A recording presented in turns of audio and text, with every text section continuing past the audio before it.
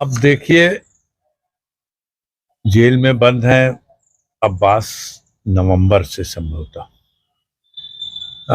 ED के लोगों ने बुलाया था पूछताछ के लिए और फिर उनको हिरासत में लिया, अपनी कस्टडी में रखा उनको 14 दिन और फिर न्यायिक अभिरक्षा में उनको जेल भेजा गया।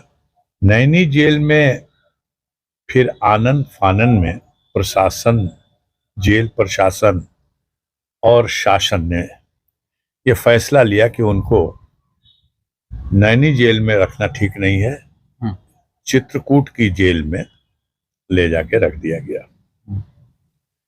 अब चित्रकूट की जेल के बारे में हम बहुत कुछ कभी नहीं कह सकते। उसका पिछला इतिहास देख लीजिए। उस जेल में जो घटना घटी थी पिछले सालों में,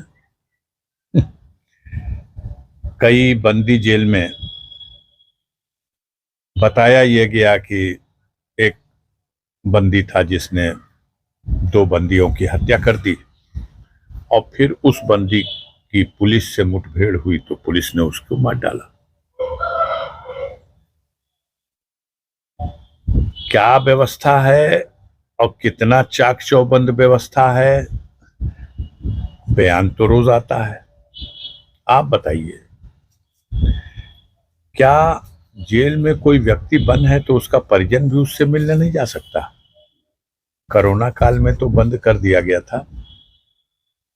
अभी तो ये नियम है कि अगर कोई विचाराधीन बंदी है तो सप्ताह में 3 दिन उसके परिजन भी मिल सकते हैं, उसका वकील मिल सकता है या उसका कोई कानूनी सलाहकार पैरवीकार। और आप आए दिन अखबारों में देखते हैं बहुत से बंदियों से तो नेताओं लोग भी जाके मिलते रहते हैं, तमाम मिलते रहते हैं। अब अब्बास की पत्नी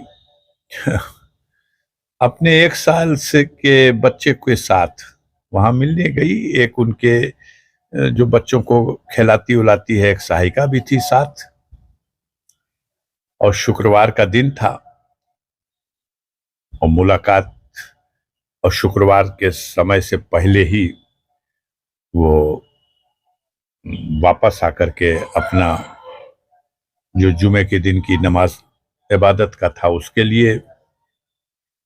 इसी बीच में अब कोई ऐसा षड्यंत्र रचा गया कि आरोप लगा दिया गया कि वो गई थी मिलने के लिए और योजना बना रही थी अब्बास को भगाने के लिए,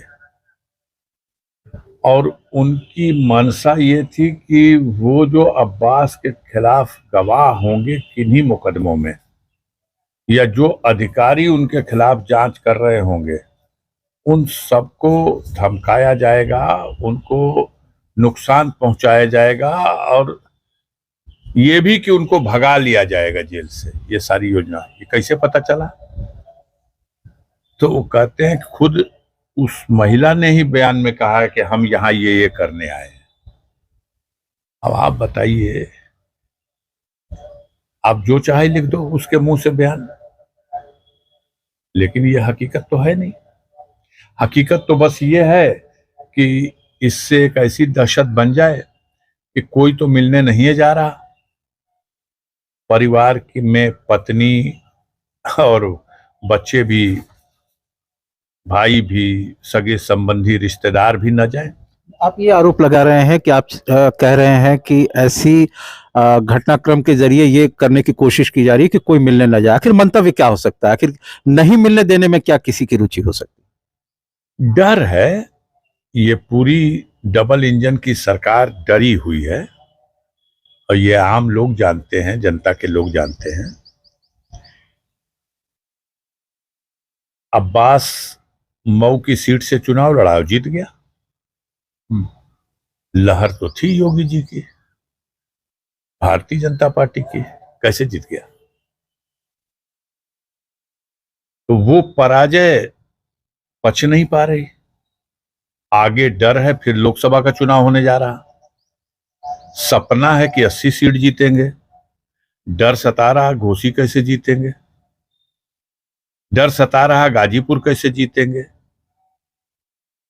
तो अब आने वाले दिनों में पता चलेगा। इस तरह की कार्रवाई से जनता में वो वाहवाही नहीं लूट सकते।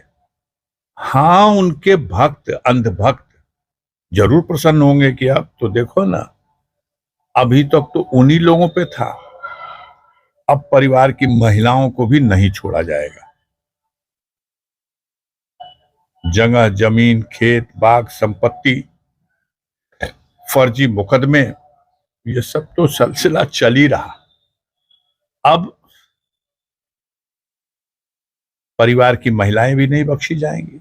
निखत के पास से फोन मिला है जो कि जेल मैनुअल के अगेंस्ट था, अगर वो मुलाकाती के तौर पे गई थी। दूसरा एक एलिगेशन लग रहा है कि विजिटर डायरी में उनका नाम दर्ज नहीं था। इस पर क्या कुछ अब? डिजिटल डायरी में क्या था ना था, डायरी उनकी है, रजिस्टर उनका है, जेल उनका है, परिसर उनका है।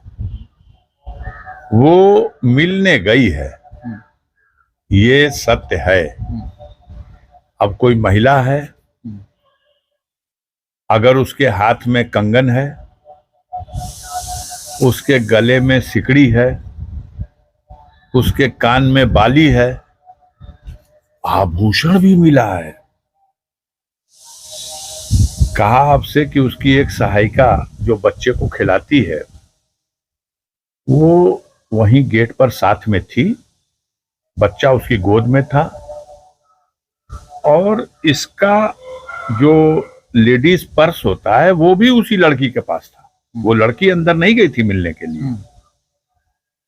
लेकिन जब हाकिम लोग वहां पहुंचे हैं, कोई कार्रवाई करना है, तो वो सब कुछ उस लड़की से ले लिया गया, और उसके अंदर से मोबाइल फोन भी मिल गया, और जेवर भी मिल गया, 21,000 रुपया भी मिल गया, और उसको उसके पास से और जेल के भीतर से बरामद होना दर्शा करके मुकदमा भी, एफआईआर अभी मिली नहीं है, लेकिन किसी ने पढ़ के सुनाया। मुझे तो लगता है कि ऐसी कहानी है कि गुलशन नंदा की कहानी झूठ हो जाएगी। आप देखिए, मंगाइए कहीं, अगर वो अपलोड हो जाए तो सोशल मीडिया पे पढ़िए तो देखिए कैसा कैसा उसमें कहानी, उतार चढ़ाव, बस कौन सी धारा कैसे लगाई जाए।